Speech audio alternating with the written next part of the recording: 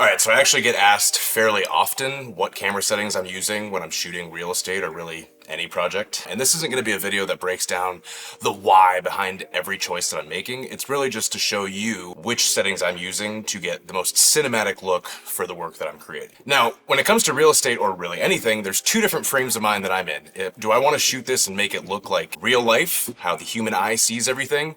Or am I going to want to slow it down into slow motion in post? So in real estate, that would be if the realtor's talking on camera or they're walking around, but you're not going to slow them down, you're going to want to shoot that in 24 frames per second. And we'll get into the picture profile that I use, as well as shutter speed, ISO, and all that. All right, so let's jump into the A7 IV and talk about those camera settings. And we'll start with that real life 24 frames per second look. So we'll jump in here. As you can see, I am at 24 frames per second. My shutter speed is at 1/50. The aperture obviously can change with the lens.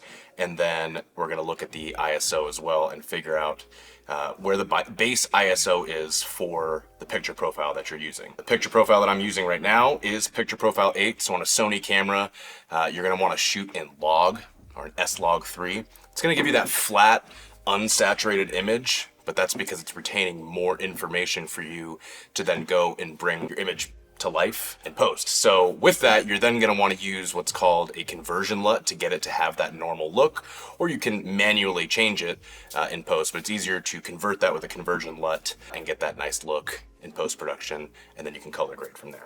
So let's jump into the camera settings. I shoot everything in 4K. With real estate or things that don't need it, I'm not shooting the absolute highest version of 4K, that would be the SI, but I am shooting in the S, so not the lowest version of 4K that you can use. And then you're gonna wanna come in here, 24 frames per second. You can also shoot in 30 or 60. And then you wanna make sure you're shooting in 10-bit, not 8-bit. Obviously, just get the most out of your camera as you possibly can. So once you're in there, you're gonna wanna make sure that your shutter speed is double your frame rate. So we're shooting in 24 frames per second. We need to go 1/50. They don't have 1/48 on these cameras. So you're gonna get as close as you can, 1/50. That's gonna get you the most motion blur that makes sense for the frame rate that you're shooting in. And then for the A7 IV, the base ISO when you're in this picture profile is 800. Now you can tell by looking in here, if there's a line underneath of it, it's not gonna allow you in that picture profile to shoot at. So the first one without a line, which on the A7 IV is 800, that's where you're gonna wanna stay. So if you start shooting and you love how your image looks with those settings, great, but there's a high chance that you're probably going to need to change something if it's too bright or if it's too dark. So if you're outside shooting and you've got your base ISO and you're trying to get that nice, creamy, blurry background so you don't wanna go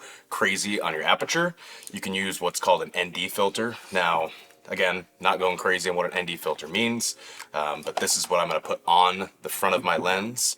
I use the Prism Lens Effects ND filter. You can actually use code GODSEY, G-O-D-S-E-Y, to get 15% off. But what the ND filter is, without getting too crazy, is basically putting sunglasses on your camera lens. So you can retain that nice lower aperture by then darkening the image through the ND filter. And I use one of those pretty much anytime I'm shooting outside to make sure that I can still have that nice, creamy, blurry background. Those are the basic settings that I'm using. Obviously, if you're gonna go into slow motion shooting, which all of the homes that I'm shooting when the realtor is not in there, I am shooting at 60 frames per second.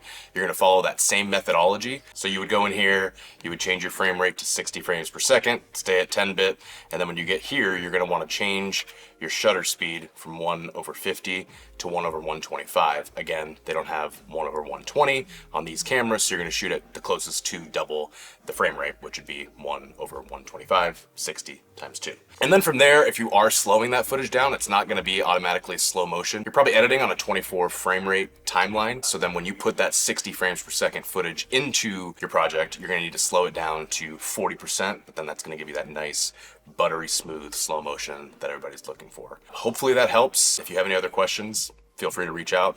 It's what I do all day, every day, and I love helping people. See ya.